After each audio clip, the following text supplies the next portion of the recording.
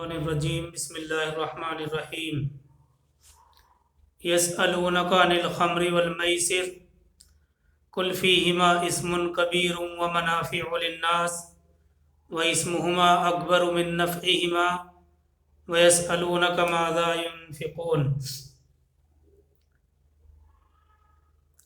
یہ آیت سورہ بقرہ 219 ہے۔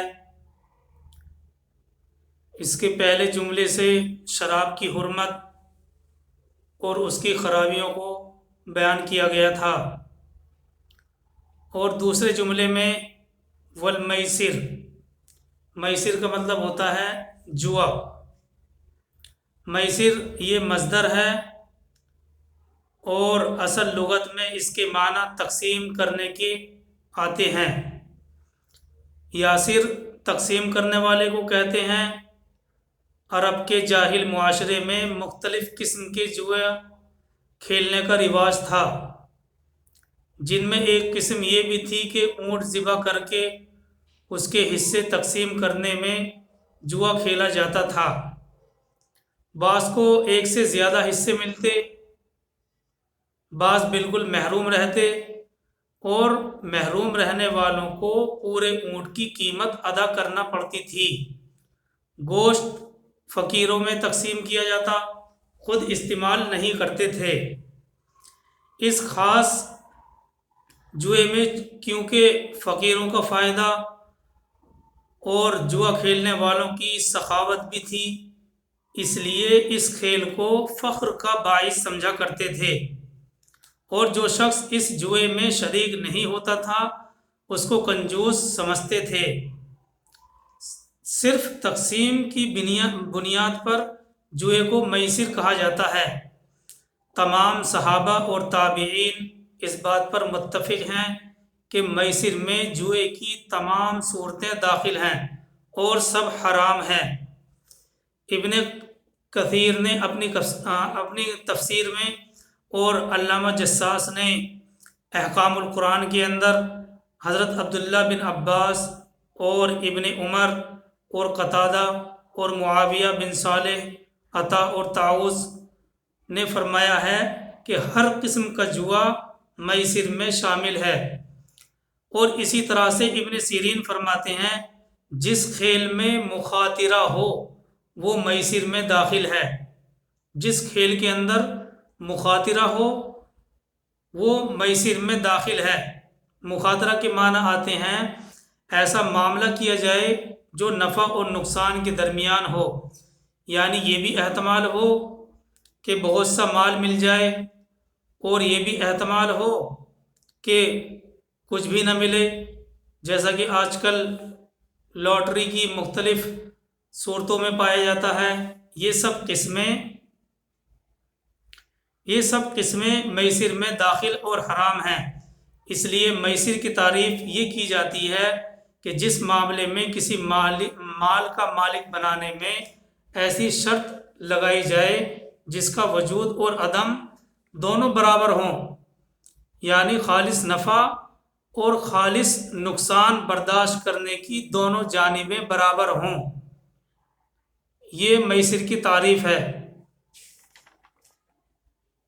کسی مال کا مالک بنانے میں ایسی شرط رکھی جائے جس کا وجود اور عدم دونوں برابر ہوں، یعنی خالص نفع اور خالص نقصان برداشت کرنے کی دونوں جانبیں برابر ہوں۔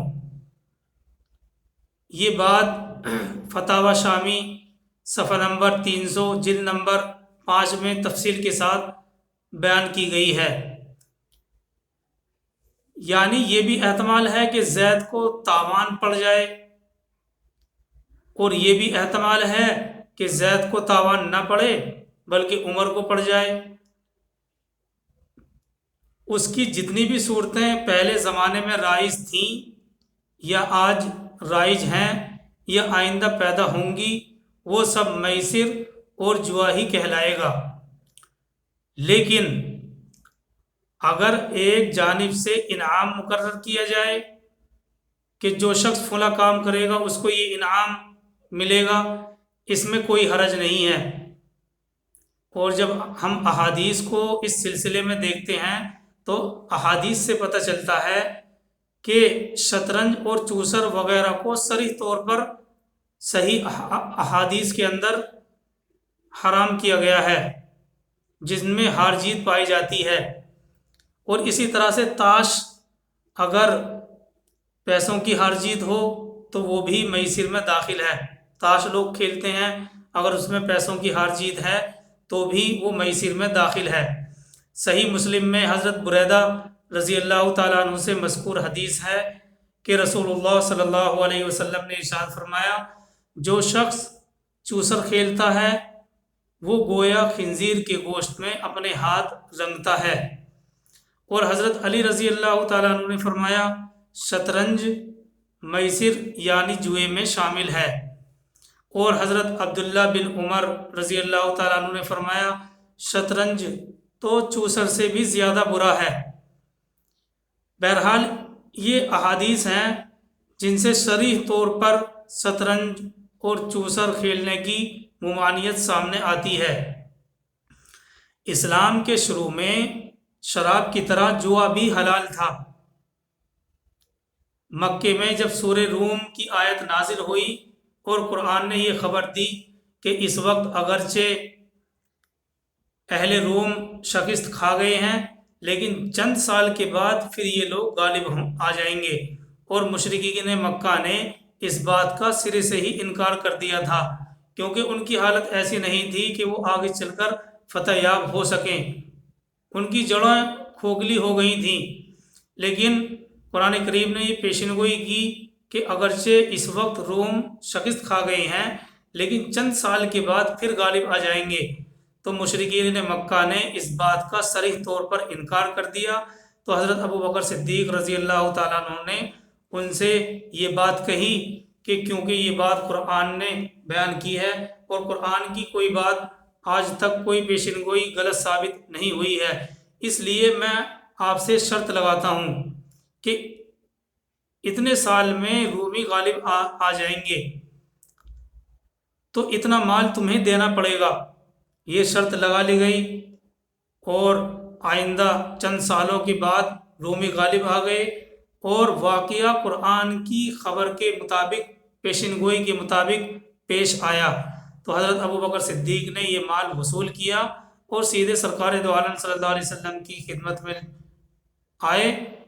آپ نے اس واقعے پر، سرکار دو عالم صلی اللہ علیہ وسلم نے اس واقعے پر خوشی کا اظہار فرمایا، لیکن جو مال ابو بکر صدیق رضی اللہ تعالیٰ عنہ نے حاصل کیا تھا شرط کے طور پر، اس سارے مال کو اللہ کے نبی صلی اللہ علیہ وسلم نے صدقہ کرنے کا حکم دیا،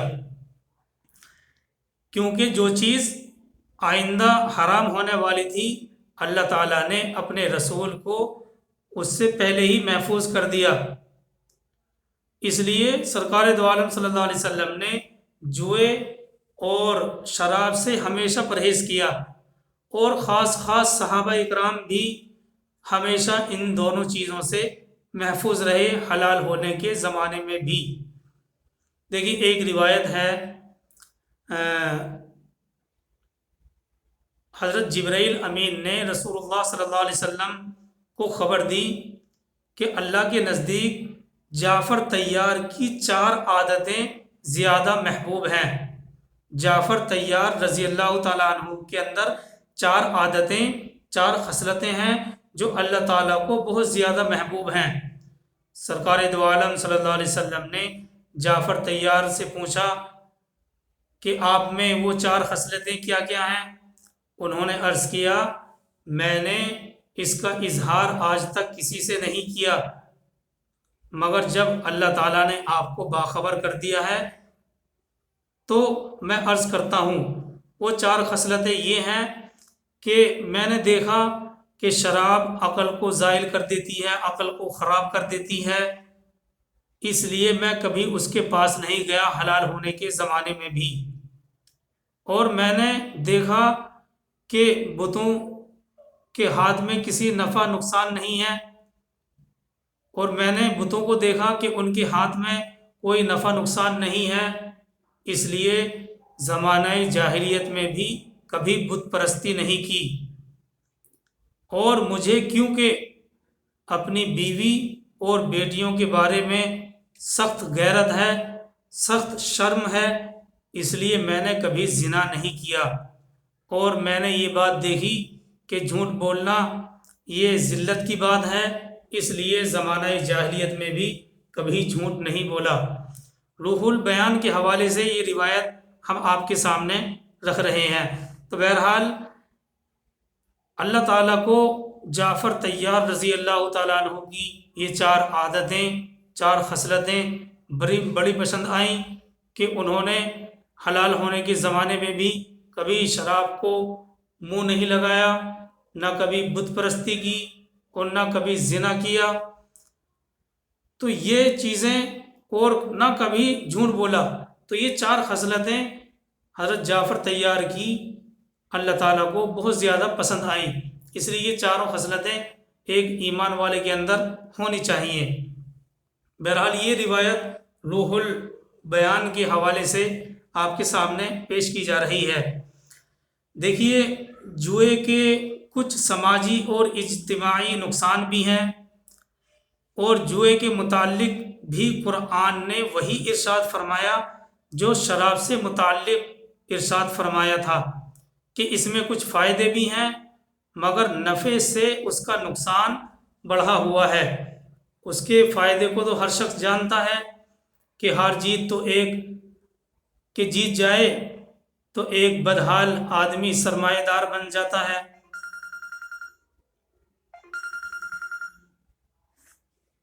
مگر اس کا سماجی نقصان بہت کم لوگ جانتے ہیں۔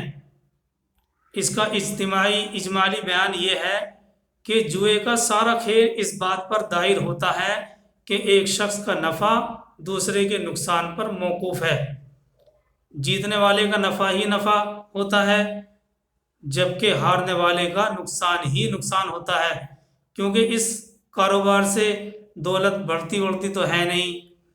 اس کھیل کے ذریعے ایک کی دولت ختم ہو کر دوسرے کے پاس پہنچ جاتی ہے۔ اس لیے جوا مجموعی حیثیت سے قوم کی تباہی اور انسانی اخلاق کی بربادی کا ذریعہ ہے کہ جس انسان کو اللہ تعالیٰ نے دوسرے کا فائدہ پہنچانے کے لیے بھیجا ہے، دوسرے کا فائدہ پہنچانے کا پیکر بنایا ہے، اب انسان کو دوسرے کا فائدہ پہنچانے کا پیکر ہونا چاہیے تھا، لیکن یہ صفت ہونے کی وجہ سے وہ ایک خونخوار درندہ بن جاتا ہے، ایک خونخوار درندے کی صفت اختیار کر لیتا ہے۔ وہ دوسرے بھائی کی موت میں اپنی زندگی، اس کی مصیبت میں اپنی راحت، اس کے نقصان میں اپنا فائدہ سمجھنے لگتا ہے، اور اپنی پوری قابلیت اس میں خرچ کر دیتا ہے۔ لیکن بزنس اور تجارت میں ایسا نہیں ہوتا ہے، اس میں دونوں طرف کا فائدہ ہوتا ہے، اور تجارت کے ذریعے مال کے تبادلے میں دولت بڑھتی ہے، اور خریدنے والا اور بیچنے والا دونوں اس کا فائدہ محسوس کرتے ہیں۔ اچھا، ایک بات تو یہ ہوئی۔ ایک اور بھاری نقصان اس جوئے کا یہ ہے کہ جو جوئے کا عادی بن جاتا ہے وہ اصل کمائی سے بھی محروم ہو جاتا ہے، کیونکہ اس کی خواہش یہی رہتی ہے کہ بیٹھے بٹھائے ایک شرط لگا کر دوسرے کا مال چند منٹ میں حاصل کر لے۔ اس میں نہ تو محنت لگے اور نہ مشقت۔ بعض حضرات نے جوئے کا نام میسر رکھنے کی ایک وجہ یہ بھی بیان کی ہے کہ اس کے ذریعے آسانی سے دوسرے کا مال اپنا بن جاتا ہے۔ اور آج کے دور میں جس کو ترقی کا دور سمجھا جاتا ہے، جیسے شراب کی نئی نئی قسمیں اور نئے نئے نام رکھ دیے گئے ہیں، سود کی نئی نئی قسمیں اور نئے نئے نام رکھ دیے گئے ہیں، بنکنگ کے نام سے ایجاد کر لیے گئے ہیں، اسی طرح جوئے کی بھی ہزاروں قسمیں چل گئی ہیں۔ دیکھیے، اسلامی معاشیات کا اصل اصول یہ ہے، اسلامی احکامات کا اصل اصول یہ ہے کہ اسلام نے ہر ایسے معاملے کو حرام قرار دیا ہے جس کے ذریعے دولت پوری ملت سے سمٹ کر چند دولت مندوں کے حوالے ہو جائے۔ اسلام کے جو احکامات ہیں ان کا منشا یہی ہے کہ اسلام ہر ایسے معاملے کو حرام قرار دیتا ہے جس کے ذریعے دولت پوری ملت سے سمٹ کر صرف چند دولت مندوں کے حوالے ہو جائے۔ قرآن نے مال کی تقسیم کا اصول بتلا کر خود اس کا اعلان کیا ہے۔ یہی وجہ ہے کہ اسلام نے جمع خوری کو بھی ناجائز کہا ہے۔ اسلام نے جمع خوری کو، اشیاء کو جمع کرنے کو بھی ناجائز کہا ہے۔ بہرحال تو آیت میں یہی بیان کیا گیا ہے۔ میسر یعنی جوا، اس کی ایک خرابی یہ بھی ہے کہ شراب کی طرح جوا بھی آپس میں لڑائی اور جھگڑے کا سبب ہوتا ہے۔ ہارنے والے کو طبیعی طور پر جیتنے والے سے نفرت اور عداوت پیدا ہو جاتی ہے، اور یہ معاشرت کے لیے سخت ہلاک کرنے والی چیز ہے۔ اسی لیے خاص طور پر قرآن نے اسی فساد کو ذکر کیا ہے۔ اللہ تعالیٰ قرآن میں فرماتے ہیں سورہ مائدہ آیت نمبر 91 میں، آیت نمبر 91 میں، انما یرید الشیطان ان یوقع بینکم العداوۃ والبغضاء فی الخمر والمیسر، کہ شیطان تو یہی چاہتا ہے کہ شراب اور جوئے کے ذریعے تمہارے درمیان دشمنی اور نفرت پیدا کر دے، اور تم کو وَيَصُدَّكُمْ عَنْ ذِكْرِ اللَّهِ، اور تم کو اللہ کے ذکر اور نماز سے روک دے۔ اسی طرح سے جوئے کا ایک لازمی اثر یہ ہوتا ہے کہ شراب کی طرح آدمی اس میں مست ہو کر ذکر اللہ اور نماز سے غافل ہو جاتا ہے۔ جوئے کا ایک لازمی اثر یہ ہوتا ہے کہ شراب کی طرح آدمی اس میں مست ہو کر ذکر اللہ اور نماز سے غافل ہو جاتا ہے، اور شاید یہی وجہ ہے کہ قرآن نے شراب اور جوئے کو ایک ہی جگہ اور ایک ہی انداز سے ذکر کیا ہے۔ معنوی طور پر دیکھا جائے تو جوا بھی ایک نشہ ہوتا ہے جو آدمی کو اس کے بھلے برے کی فکر سے غافل کر دیتا ہے۔ جوئے میں ایک خرابی یہ بھی ہے کہ ایک دم بہت سے گھر تباہ و برباد ہو جاتے ہیں، دولت مند آدمی فقیر ہو جاتا ہے، اور جس سے صرف یہی شخص متاثر نہیں ہوتا بلکہ جس نے جوئے کا ارتکاب کیا ہے اس کا پورا گھر اور خاندان مصیبت کے اندر پڑ جاتا ہے۔ اور اگر غور کیا جائے تو معلوم ہوتا ہے کہ پوری قوم اس سے متاثر ہوتی ہے۔ اس آیت کریمہ یعنی سورہ بقرہ آیت نمبر 219 سے یہ بھی معلوم ہوتا ہے کہ اگر ایک کام کے ذریعے کچھ فائدہ حاصل ہو اور ساتھ بھی کوئی نقصان پہنچے تو نقصان سے بچنے کے لیے اس فائدے کو چھوڑنا ہی بہتر ہوتا ہے، یعنی ایسے فائدے کو نظر انداز کر دینا چاہیے جو نقصان کے ساتھ حاصل ہو۔ یہی چیز ہے اللہ تعالیٰ نے قرآن میں فرمایا قُلْ فِيهِمَا اسْمٌ كَبِيرٌ وَمَنَافِعُ لِلنَّاسِ، آپ کہہ دیجئے کہ اس میں نفع بھی ہے اور نقصان بھی ہے، لیکن جو اس کا نقصان ہے وہ اس کے نفع سے بڑا ہوا ہے۔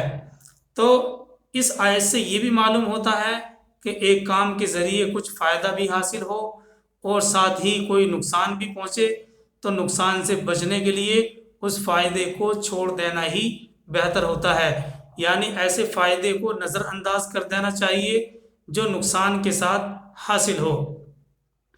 اچھا آگے چلتے ہیں، اسی آیت میں آگے چلتے ہیں۔ وَيَسْأَلُونَكَ مَاذَا يُنْفِقُونَ قُلِ الْعَفْوَ كَذَلِكَ يُبَيِّنُ اللَّهُ لَكُمُ الْآيَاتِ لَعَلَّكُمْ تَتَفَكَّرُونَ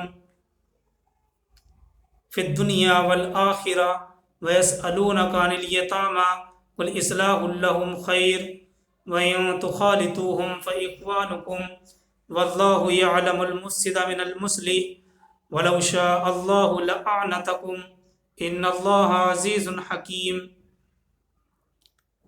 وَيَسْأَلُونَكَ مَاذَا يُنْفِقُونَ، اور یہ لوگ آپ سے پوچھتے ہیں کہ کیا چیز خرچ کریں، آپ کہہ دیجئے کہ جو بچے اپنے خرچ سے۔